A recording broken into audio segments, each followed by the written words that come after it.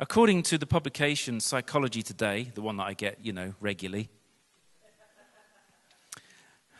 That was a joke. I'd rather get the Beano. I don't, but I would rather. This is what they say in Psychology Today. Loneliness is far more than a social misfortune. It's a significant problem of health and happiness that is distinct from but contributes to the likelihood of depression. We don't have to look too far to see people going through great times of depression. And if we look sometimes at the root cause of that, it is because of the loneliness that they're feeling. We all feel lonely from time to time, don't we? Or is it just me? I think we all understand what that means when we say the word lonely. The psalmist understood about this too. In Psalm 25, verse 15 to 17, this is what he says. My eyes are ever on the Lord, for only he will release my feet from the snare. Turn to me and be gracious to me, for I am lonely and afflicted. Relieve the troubles of my heart and free me from my anguish. Now, of course, if we think about the gospel writers and thinking about Jesus withdrew to lonely places, we're told, to pray. Now, that doesn't mean he was lonely. It was just desolate places where he was alone. But I'm pretty sure that there were times when Jesus felt lonely. I'm pretty sure that when he was talking to his disciples and he didn't get it, which was most of the time, he felt that he really was alone in his mission because they just didn't understand what he was talking about most of the time.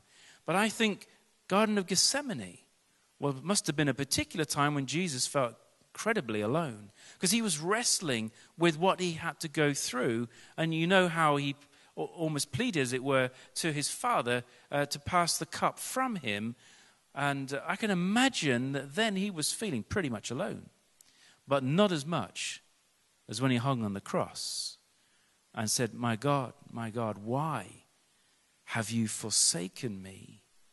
That moment when Christ took the sin of the world on him and blackness came all around.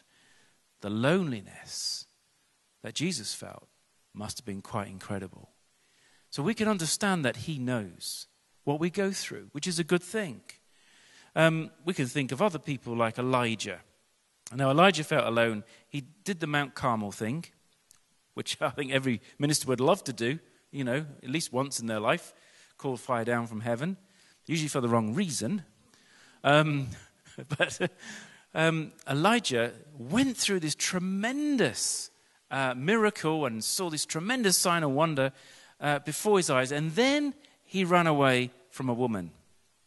Now, we're not going to go into all that, but anyway, the fact of the matter was he ran away, and he got to the point of desperation where he just said to God, I just want to die.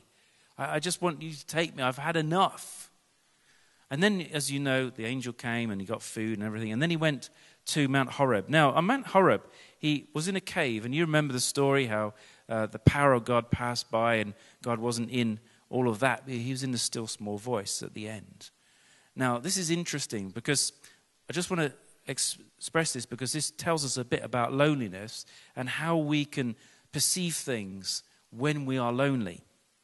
God asked Elijah what he was doing, all right, before the fire and everything and the still small voice. He said, what are you doing here? This is what Elijah said.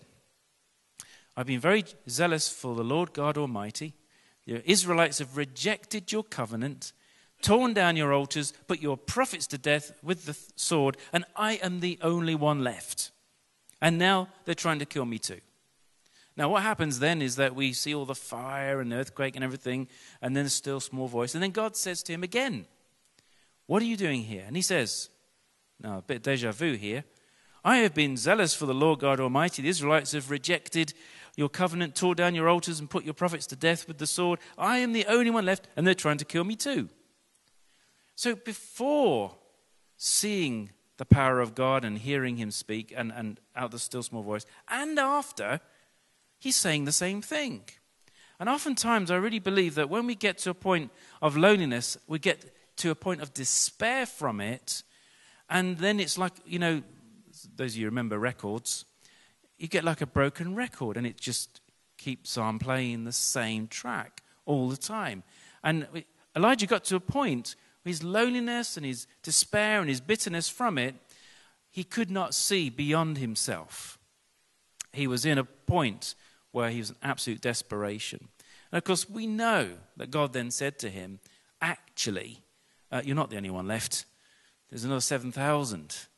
And if you just picked up your eyes and looked beyond yourself, you could see that you could connect with these 7,000 people. You could have fellowship with them, and you wouldn't be lonely anymore. But that's how we often get when we're going through a state of acute loneliness. We become so self-focused that we're almost digging ourselves a pit that we can't get out of. So when people do try to connect with us, try and invite us to things, we don't want to know, because we've almost got into that pit and can't get out. Okay, so what is loneliness then? Because we all know how it feels, but what is it? Well, loneliness is the feeling that we're not connected to others in some way, or that we are excluded, not included. It's a thought that no one is there that we can share our happiness, our experiences, our sadness, our triumphs, our losses. Some have said it's like a dull ache inside. I think you understand that when I say that. It's we're surrounded with human beings, but we're not connecting to them. Okay, I don't want you to get all despairing. This is the last of the sort of like depressing things about loneliness. Orson Welles, you remember Orson Welles? Film director, very successful, very wealthy. This is his view on life, okay? We're born alone. We live alone. We die alone. Only through our love and friendship can we create the illusion for a moment that we're not alone. I mean, would you want to be his friend? I mean, seriously, even if you did want to cheer him up, I mean, you'd end up getting depressed as him. But often people can get to that state where they just can't get out of the rut in which they're in. How many of you were around in 1966? Come on, be honest. Okay, so you can quote these lyrics with me. Eleanor Rigby picks up the rice in the church where a wedding has been, lives in a dream, waits at the window wearing a face that she keeps in a jar by the door. Who is it for?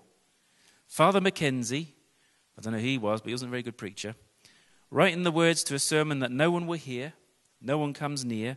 Look at him working, darning his socks in the night when there's nobody there. What does he care? Eleanor Rigby died in the church, was buried along with her name. Nobody came. Father Mackenzie wiping the dirt from his hands as he walks from the grave. No one was saved. All the lonely people, where do they all come from? You know, that's a very, very sad song.